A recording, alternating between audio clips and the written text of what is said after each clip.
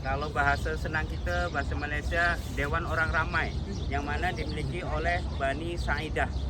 Apa peristiwa yang penting sehingga kita boleh berziarah dan kerajaan kekalkan tempat ini?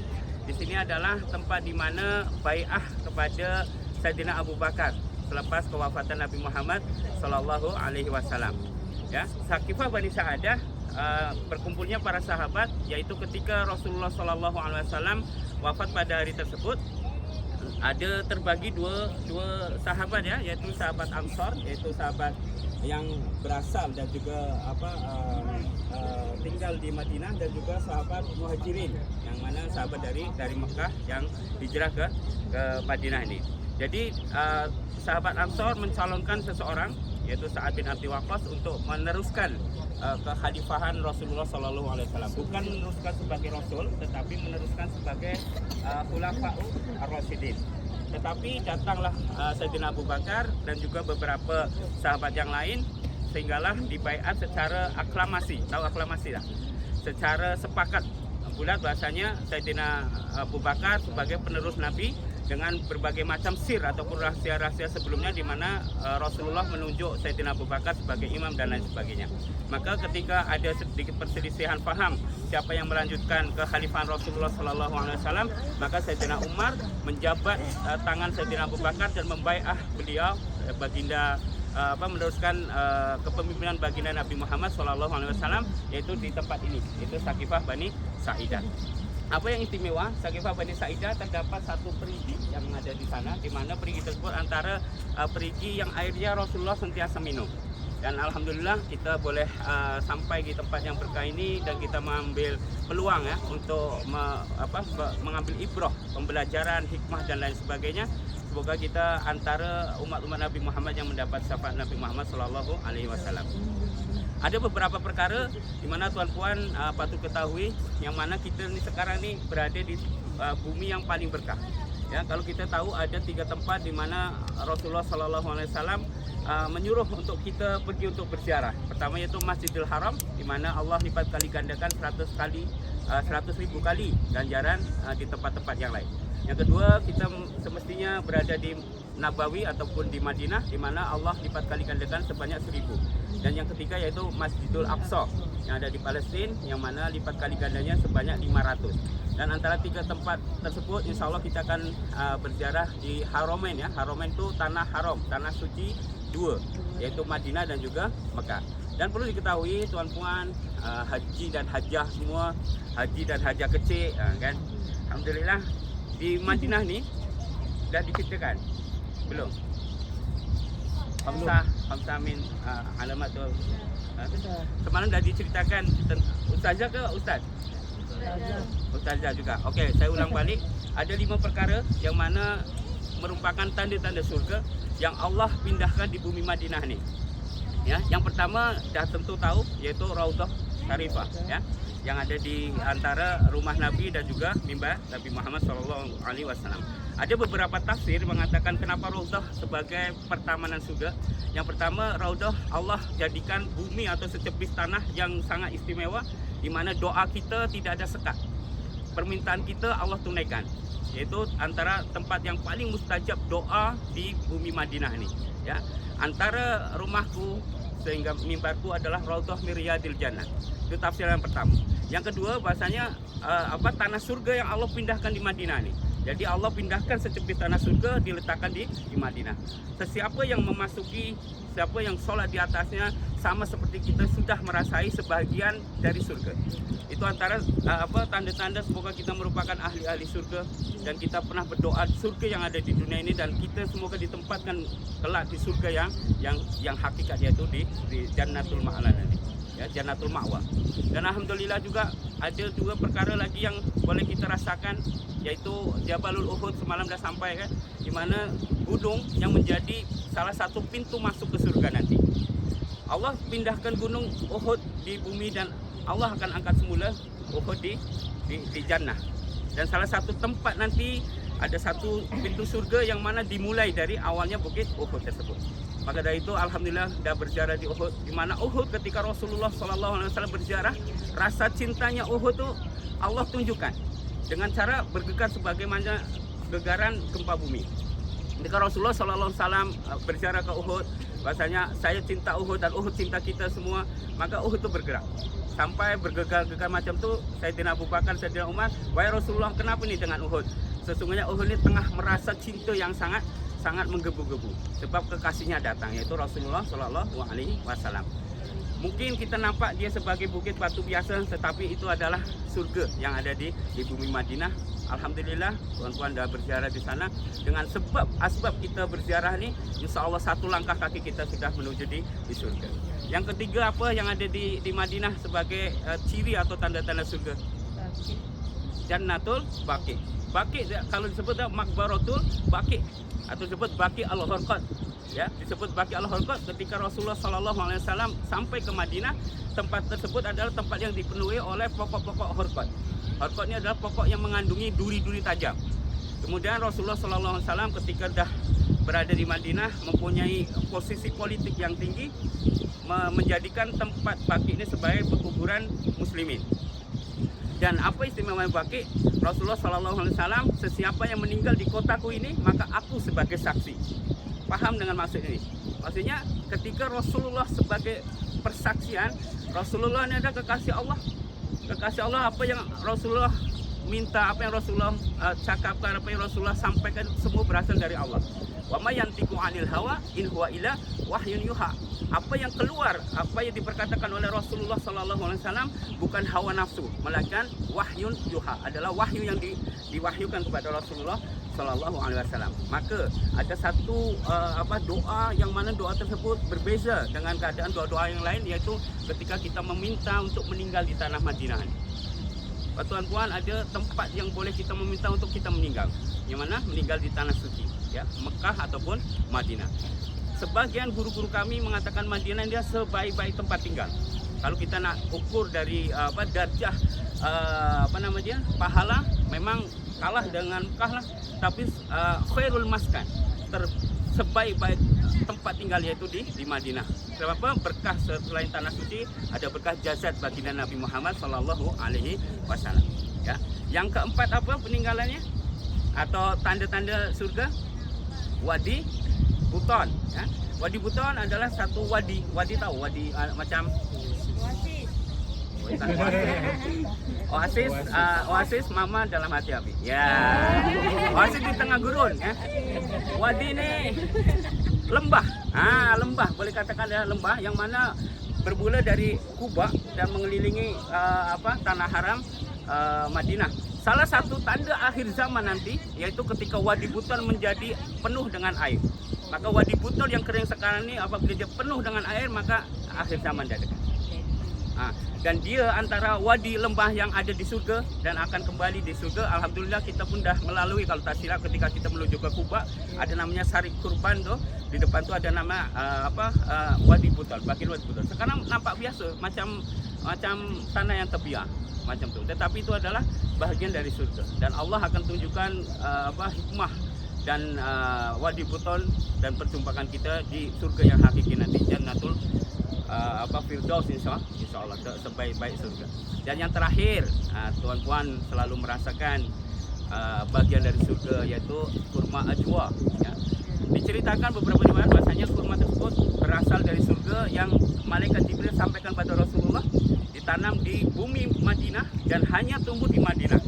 Maka dia mempunyai kualiti, harga dan juga khasiat yang sangat istimewa. Sesiapa yang mengamalkan 3 kali biji setiap hari, maka akan terbebas dari sihir dan juga sakit yang teruk. Apabila seseorang sudah mengalami sakit, orang mengalami gangguan, maka amalkan 7 biji setiap hari.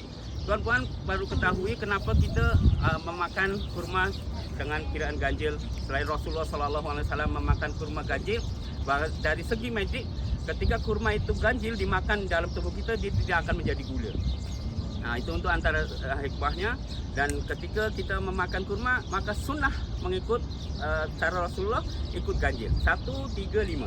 Sebab apabila ganjil, kandungan yang masuk ke dalam tubuh kita akan menjadi zat yang sangat baik dan bukan menjadi gula yang merosakkan. Itu saja, ada 5 contoh ataupun tanda-tanda ciri surga yang ada di Madinah. Semoga kita ada peluang lagi, kita masih lama lagi, ada 3 hari lagi ya sampai hari Selasa. ambil peluang sebaik-baiknya. Apa yang boleh saya sampaikan, ketika masuk je pekarangan masjid ni, masuk je kita nak solat duha, nak solat atau nak zikir, niatkan untuk i'tikaf. Ya, nawaitul i'tikaf fi Masjid Nabawi lillahi ta'ala. Sesiapa yang beriktikaf di Masjid Nabawi selagi kita beriktikaf. Tanda iktikaf iaitu ketika punggung kita bersentuhan dengan lantai masjid atau duduk di kursi pun tak ada masalah. Selagi itulah kita tu seperti handphone yang tengah dicas. Handphone tengah cas tu ada kan, masuk kan power dia. Macam itulah kita dapat kebahagiaan dengan pahala-pahala dan kebaikan ketika kita iktikaf. Selagi duduk kita tengah recharge balik kebaikan-kebaikan, pahala dan lain sebagainya. Maka jangan sampai lupa masuk je Masjid Nabawi, nawaitul i'tikaf di hadzal masjid lillahi ta'ala, atau sahaja aku niat iktikaf di Masjid Nabawi ini kerana Allah Ta'ala. Yang kedua, lazimkan zikir dan selawat. Allahumma shalli ala Muhammad pun boleh. Guru-guru kami mengatakan bacalah selawat 1000 kali bi qauli Allahumma shalli ala Muhammad. Itu sanad sijil saya sampaikan kepada tuan-puan. Nanti tuan-puan cakap mobil tu ya. Mobil tu amalkan 1000 solawat. Boleh selepas subuh, boleh selepas asar dengan ucapan Allahumma shalli ala Muhammad. Ada kalau ustaz nak tambah Allahumma shalli ala Muhammad, boleh, tak ada masalah, tapi sanad ni datang dengan ucapan Allahumma shalli ala Muhammad. Sayyidina tak ada. Kalau nak tambah Sayyidina pun tak ada masalah. Okey, amalkan. Sebab apa? Keberkahan itu kita ada di bumi Madinah ni. Dan kita berjumpa Rasulullah. Kita nak mimpi berjumpa Rasulullah tu sangat susah. Allah pilih orang yang boleh bermimpi berjumpa Rasulullah, tetapi kita sampai dah berjumpa dengan Rasulullah sallallahu alaihi wasallam. Dan yang kedua juga, apa yang dari poin yang kedua ini boleh dia ambil, sampaikan salam dari ahli keluarga. Mesti ramai kan ahli keluarga. Kalau ustaz dah kurang dah. Sebab tiba-tiba dah ada kat sini lagi. Jadi nak kirim malu kot. Kan? So, ada keluarga nak kirim salam, sampaikan. Ya Rasulullah, ya Nabi Allah, ya Habibil Mustafa. Saya sampaikan salam dariku, salam dari kedua orang tuaku, salam dari ahli keluargaku, bikauli atau dengan ucapan Assalamualaikum warahmatullahi wabarakatuh. Kalau tuan-puan sebut satu-satu nama tak kenal, ramai sangat yang kirim salam kan. Kita sampaikan, saya sampaikan salam dari keluarga, ahli keluarga yang mengirimkan salam kepada Rasulullah dengan ucapan Assalamualaikum warahmatullahi wabarakatuh. Amanah tuan-puan dah set. Okey. Selanjutnya apa? Solat sunat jenazah. Ada yang belum solat? Malam tadi tak ada ya, Isya. Madinah kadang-kala ada satu masa ni ada, kadang masa tak ada. Kalau Mekah memang 5 waktu ada terus. Ya. Kalau kaifiah atau tata cara solat jenazah tak tahu, boleh berhubung dengan ustazah ya, dengan ustaz. Simple, saya sampaikan je. Saja niat solat jenazah makmum. Itu saja settle. Kalau nak sholli ala jenazah arba takbiratin fatu kifayatin, takut lambat. Nah, kita niat saja solat jenazah makmum. Allahu akbar kerana Allah. Ya. Yang pertama Al-Fatihah, lalu Allahu akbar, Allahumma shalli ala sayyidina Muhammad. Kalau nak panjang Allahumma shalli ala sayyidina Muhammad kama shallaita ala sayyidina Ibrahim dan lain sebagainya. Yang ketiga Allahu akbar, Allahumma ighfir lahum. Itu saja, senang. Kalau yang panjang-panjang boleh. Allahumma ighfir lahum warhamhum wa'fu anhum wa akrim nusulahum wa wasi' madkhalahum waghsilhum bil ma'i wasalji wal barad wa naqihim minal khotoya kama yunaqqa thawbul abyad minad danas. Panjang lagi. Lepas tu setelah Allahu akbar, Allahumma la tahrimna ajrahum wa la taftina badahum wa firana walahum, atau paling senang Rabbana atina fid dunya hasanah fil akhirati hasanah wa qina adzabannar. Assalamualaikum. Sekali saja, 2 kali pun boleh. Itu antara pahalanya adalah sebesar gunung Uhud. Pahala sebelum gunung Uhud macam mana? Sesiapa yang mensolati jenazah muslimin, Allah akan bagi pahala yang sangat besar. Maka ambil pulang tersebut, jangan lupakan. Dan yang poin selanjutnya tadi jaga wudu dah, betul. Pertama ya, jaga wudu ya. Kalau ni kita di tanah haram, terbatal wudu lagi, itu lagi baik insyaallah. Dan sedekah. Okey, yang sedekah ni ada kan tuan Nazmi, ustaz tak ada kotak amal, tak ada sini, tak ada. Ya, yang ada biasa orang akan bagi ke cleaner dan lain sebagainya. Cuma bagi ahli jamaah apabila ada amanah ataupun wakaf, sedekah dan lain sebagainya, boleh kita combine sama-sama dan kita boleh agihkan sama-sama. Jadi setiap saya punya trip, saya akan kumpulkan, mungkin ada yang wakaf dan lain sebagainya. Kita akan buat wakaf, contoh wakaf kerusi roda di Mekah, di sini pun boleh wakaf kerusi duduk. Kan untuk Al-Quran saya tak saja sangat. Kalau misalkan nak wakafkan, nak bagi jamaah lain boleh. Tapi kalau letak di masjid akan dikeluarkan juga. Meskipun dia yang original tau. Dia ada original, ada 1-2 yang petugas saja yang tahu. Kita letak aja dia, hilang kan. Apalagi yang Quran biasa memang tak. Yang Quran dari Masna King Abdul Aziz kat sini itu, Raja Fahad, memang original yang digunakan di Masjid Haram. Cuma saya tak suggest untuk wakaf gitu, sebab akan dikeluarkan juga. Tapi kalau nak dibagi dengan satu sama lain pun boleh, ya. So boleh kalau nak buat komplain. Satu lagi adalah sabil, sedekah sabil memberi makan. Tuan-puan perasan tak ramai di antara minta maaf jamaah dari Pakistan. Mereka adalah jamaah lillahi ta'ala. Mereka datang dengan berbekalkan niat tulus ikhlas. Tak macam kita selesa. Duduk hotel 5 bintang, turun saja masjid. Dia orang tinggal tu jauh. Jauh nak jalan tu kalau tak berhenti boleh setengah jam. Makan nak harap dari ihsan kita. Maka dari itu tuan-puan ambil peluang ni, Masya Allah, sesiapa yang memberi makan pada ahli atau saudara muslim kita, subhanallah, besar sangat pahala. Boleh di Makkah, boleh di Madinah, ya. Kalau di Makkah memang kompon saya akan buat. Kalau di Madinah biasa agak susah nak cari restoran, kita akan bagi contoh macam sandwich dan lain sebagainya. Jom kita join perkara tersebut. Kalau nak agihkan sama-sama, ayo kita agihkan sama-sama. Yang nak wakaf bagi tahu awal wakaf, sebab banyak mesti amanah dari kawan-kawan dan ahli keluarga. Tak tahu nak letak kat mana, kita kumpulkan sama-sama. Dan yang terakhir apa yang patut ini saya akan terangkan satu kisah yang mana kisah itu akan mengilhami diri kita. Bahwa ketika Rasulullah SAW sudah selamat dikuburkan, maka setelah bai'ah Sayyidina Abu Bakar menjadi seorang khalifah, datanglah Sayyidina Abu Bakar kepada Sayyidina Aisyah, wahai anakku, hari ini ayahmu menggantikan peran suamimu, bukan sebagai nabi tetapi sebagai pemimpin. Kalau kita tahu kekhalifahan Islam yaitu sehingga Sayyidina Ali saja disebut Khalifatul Rasyidin. Wahai Aisyah anakku, apa yang Rasulullah selalu buat dan belum saya pernah buat. Saya sudah pergi ke sini, saya sudah menyantuni orang ini dan lain sebagainya. Lepas tu Sayyidatina Aisyah mengatakan, wahai ayahku, Rasulullah setiap selepas asar akan datang ke pasar. Kita nanti pergi tapak pasar tersebut. Ada seorang Yahudi yang tua, renta, uzur dan buta, yang mana setiap hari Rasulullah SAW akan menyuapi bubur. Maka Sayyidina Abu Bakar datang menyuapi bubur kepada Pak Tua ni. Pak Tua ni seorang Yahudi yang mulut dia Masya Allah jahat. Hari-hari tu mencela Rasulullah, memaki Rasulullah dan lain sebagainya. Maka satu hari ketika Sayyidina Abu Bakar menyuapkan bubur kepada Pak Tua tersebut, Pak Tua tu protes. Kamu ni siapa ni? Kamu siapa? Kenapa saya makan bubur tak boleh? Kenapa tak boleh? Sebab sebelum ni kamu akan kunyahkan.